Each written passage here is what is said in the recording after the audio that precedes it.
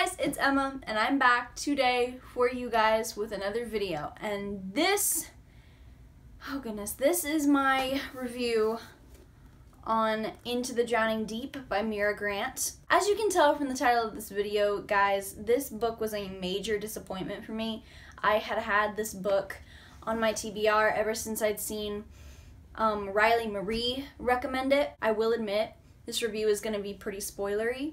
So if you have not read this book, I would not recommend watching this video. However, if you're here just to vibe, let's rock. So basically where we start out in this book is there had been a voyage to go and make a mockumentary for like a little kind of sci-fi channel, if you will.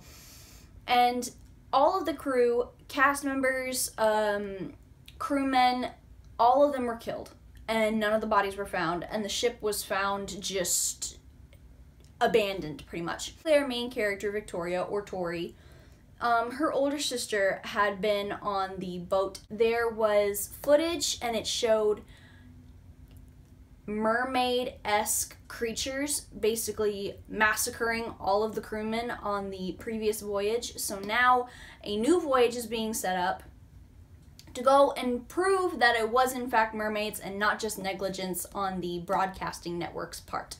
So we follow an incredible cast of characters, Tori included, and they're all part of the crew in order to go and find real mermaids. That's the synopsis, right?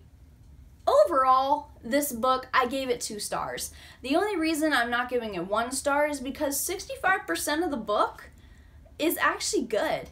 I was genuinely engaged in the book for the first 65% until it just went downhill. I had a few issues with the writing. Normally, when an author ends a chapter, it will be with a very, monumental, almost eerie sentence to kind of set the stage and set the apprehension and anxiety for the next chapter, right? Or they will use end sentences on at the end of paragraphs to keep you hooked.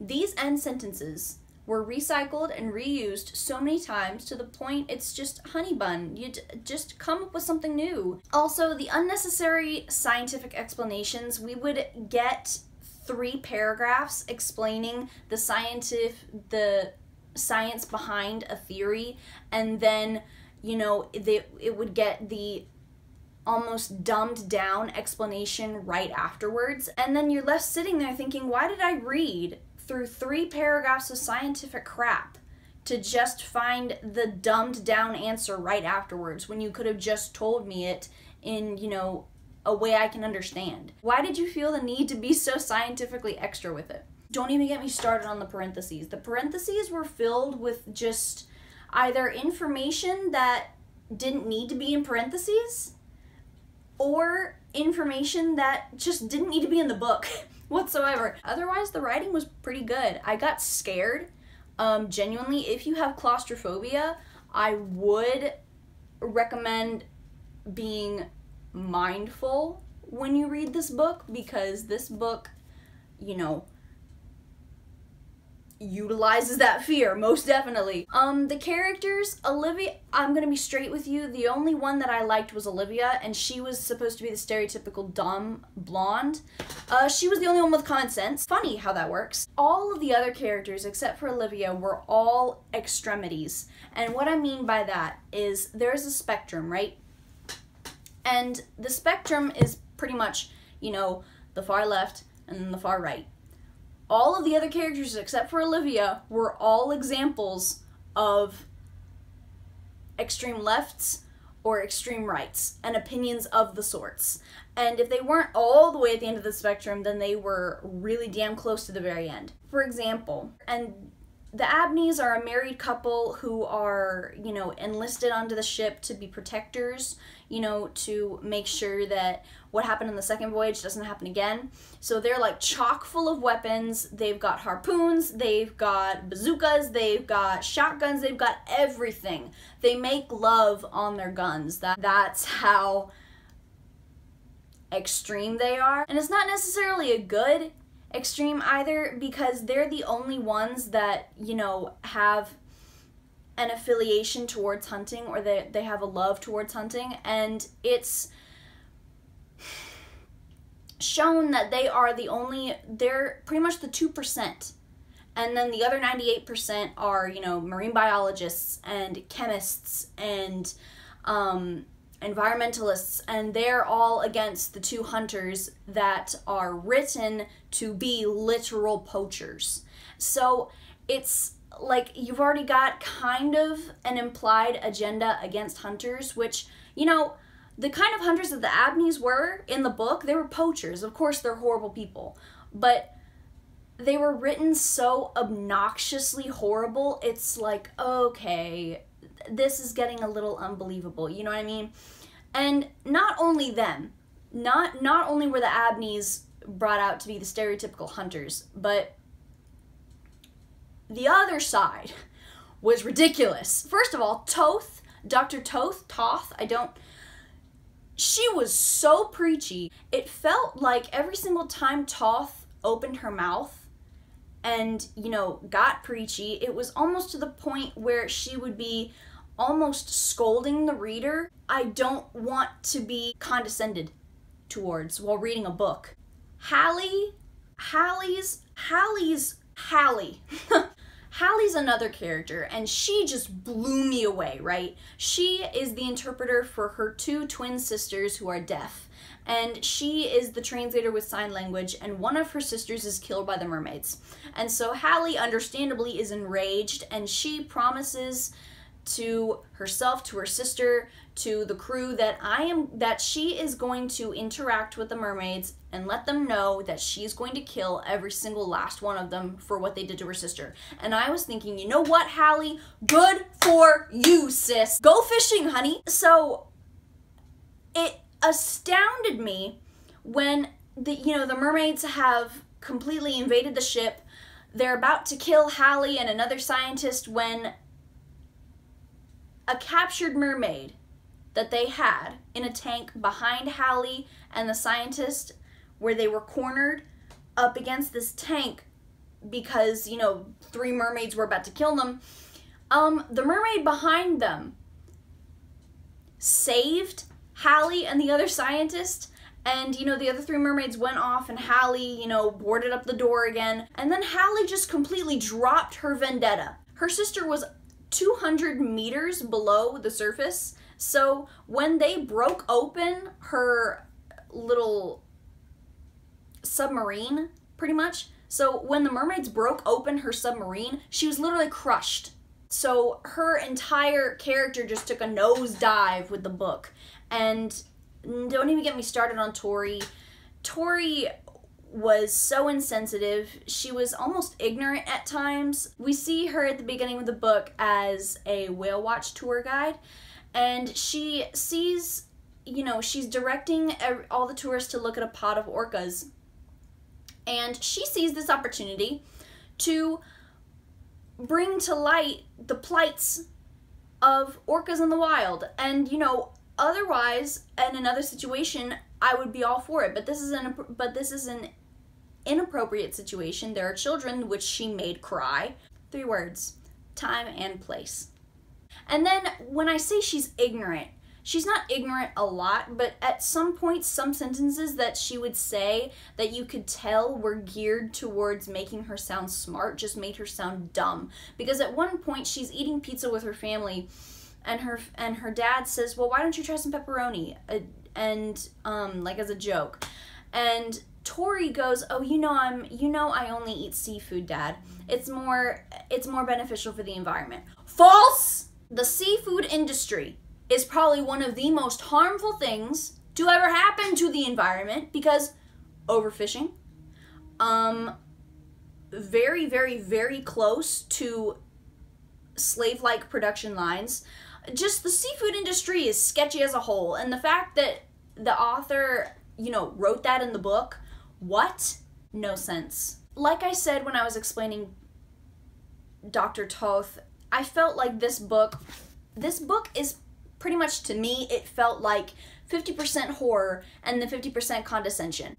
And there's one point that I'm thinking of when she is trying to explain the fact that the mermaids are not mammals, but they're not aquatic, they're amphibious almost. Pretty much she's introducing the axolotl as one of her theories, and she says, quote from page 284, "The axolotl," said Dr. Toth, "they're amphibians native to Mexico, or they were before they became extinct in the wild, still popular in the pet trade, and since they're all captive bred at this point, I suppose that's for the best. At least it means there are still axolotls in the world." And I know it may seem nitpicky of me, but I mean, that's on page 284. And if you've read the book and you feel like me, then you know for a fact that there are other multiple instances where Toth adds little, little quips here and there to be like, oh, reminder, it's the human's fault that everything's going extinct, which again it is. I'm not trying to say that we shouldn't be reminded time and time again that, we are the main reason why global warming is doing what it's doing and the extinction of animals and everything like that. But I don't want to be villainized for it. I get the agenda. Don't get me wrong. I get the agenda. I agree with it. But don't write a book. Write an article. Because at this point, it's so see-through and so apparent. It's not subtle enough to not be annoying, to not be obnoxious. The whole part with the dolphins was unnecessary. That was the part where I started to get incredibly pissed off with the book. The dolphins were brought by the crew in order to help scan and track the mermaids out in the water so that the humans wouldn't go out. When they let the dolphins loose, I was like, okay, the dolphins are gonna die. But then they had a whole chapter on the dolphins dying. And you saw the dolphins die. It was just gore porn. If it doesn't contribute to the story at all, then what is it there for? The dolphins' deaths had nothing to do with it. Like, the dolphins' deaths had nothing to do with anything. Okay, I'm gonna talk about the ending now. The whole matriarch thing, lame! The matriarch showdown was lame, alright? I was reading up to it, and I thought, if something comes out of the water all Godzilla-esque, I'm going to scream. But then I warmed up to it. I was like, you know what? This could actually be good. This could save the book. No! So basically what happens is Tori is in the water, and she sees the thing at the bottom, and it's huge. Remember how I said Godzilla-esque. So she swims into the boat, and she says, hey, we need to turn on the underwater lights to scare it off. And I was like, okay, that's cool. It's not gonna work, but all right. They turn on the lights. It's like 50 pages from the end. 50. And the actual villain, the matriarch, was the reason why all of the people from the first expedition had died, because all the drones, it's kind of like a beehive. All of the little ones were the drones, were the males, and then the matriarch was the big female. So think beehive. So all of the drones had killed everybody from the first expedition and brought it down to the matriarch so she could rise up and kill everybody else. Makes sense. Hive mind. So they were doing the exact same thing. The drones were attacking the ship, pulling people down, bringing them down to the matriarch so she could get enough energy to rise up and then kill the rest of them, right? Right? Wrong. How on earth would lights from a ship be able to scare off a monster as big as Godzilla, which is as big as the matriarch? And that's what happened.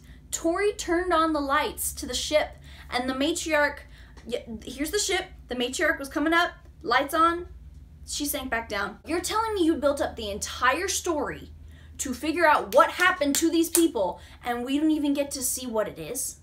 It didn't even get a big entrance? I was expecting the matriarch to show itself and be like, yeah, I'm the bitch that killed everybody, or something along those lines, but no, like, your whole plot point that you were building up, the climax, was so anticlimactic because it was literally taken care of like that.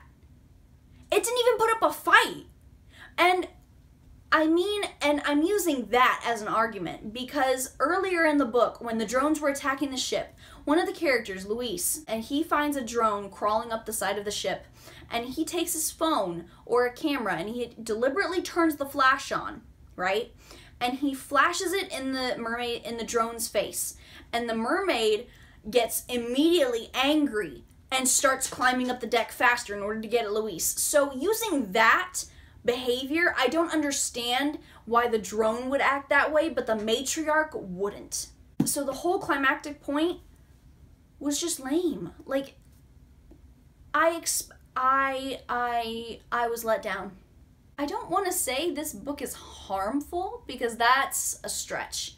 You know, you're high-fiving God with that reach, but I honestly don't think that, I know I'm gonna get people mad. I don't think this should have been a book. I honestly think it should have just been a really well-written article about oceanic preservation. Because there's so many good arguments, there's so many good agenda pieces in this book, but it's so obvious that it just feels like propaganda. It's a good agenda to be focusing on, but the way it was handled, I'm not a fan of. All right, I don't want to be preached to. Write an article if you're going to be preachy. So you guys, that's how I felt about Into the Drowning Deep by Mira Grant.